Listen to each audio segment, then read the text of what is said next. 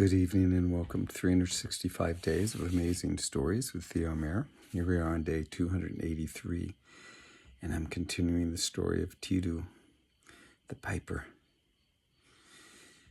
Tiidu had followed the old man's advice, had bought himself a set of pipes, and had set off through the countryside playing. People thoroughly enjoyed his music, and they gave him not only places to sleep, but money, clothing, all kinds of things. And Tiidu became very, very wealthy. So wealthy that all he wanted was more. It was never quite enough. And as we might remember, if we ever ask a wealthy man, when is enough? When will you have enough money? He will always reply, with just a little more. Well, Tiidu became obsessed with gaining wealth, and he had heard about a kingdom called Kunga, in which, the opulence was like no other place on earth. And he wished to go there more than anything, because he wished to see how everyone lived in a place like that. So what did he do? Well, no one could tell him exactly how to get there. So he began to travel up along the coast, from sea village to sea village, seeing if he could find some way to get to this kingdom, Kunga. Eventually, he got to a small port town of Narva, and when he arrived at Narva, he found many ships that were already in and at anchor, some ready to leave, and he began to inquire if any of the sea captains knew of a place called Kunga.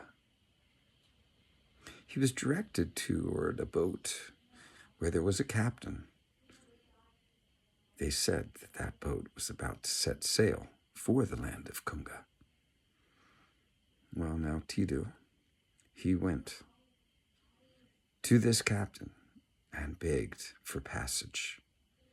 The captain told him that, if you're going to have passage on board, there will be a price to pay. Kunga tried to get the captain to let him go for free if he would play his pipes, and he actually played before the captain the most melodious tunes, but the captain was not inclined to take him up on his offer.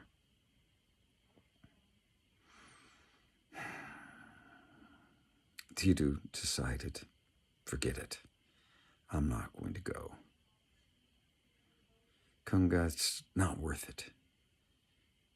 And he made his way down the gangplank back to the dock and began to walk away, when one of the young seamen who was on board the ship ran after him, walked with him a little ways,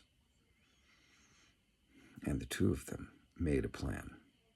Mostly, it was Tiidu agreeing to the plan, and this seafarer coming up with it.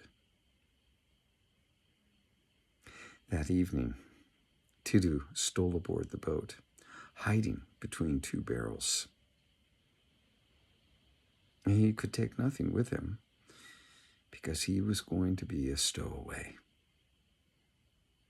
Once they were under sail, just as evening was coming on, and they were a couple of miles away from where they had started, the seaman had Tiidu come on board, tie a rope around his waist, and jump overboard. Once Tiidu was in the water, I must tell you that Tiidu was reluctant with this whole plan, but since he was a good swimmer, he thought, okay, I'll give this a try. If worst comes to worst, I can swim my way to shore. That's some bravery.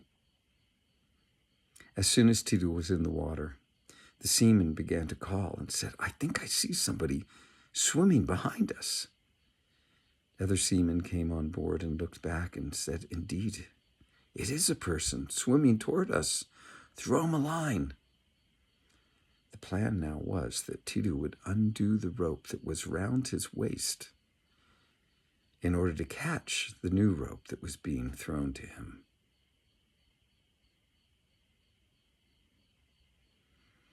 The rope was thrown. Tiidu, beneath the water, undid the rope that was around his waist, grabbed for the other rope, and caught a hold of it. And the seamen began to pull him in until he was close to the ship, and they called down, "Are you a ghost or a man? Are you living or are you dead?" Tiidu called out, "I will be dead if you don't pull me in immediately." Well, the seamen pulled him in and recognized him as the one who had been begging for passage to Kunga. And he gave the story that he had been swimming all that time behind the boat, hoping that he could catch it and still gain passage. When the captain heard this, he said, "I will give you free passage for what you have just accomplished, and a berth and food as well." And with this, it was settled. And we'll leave the story there.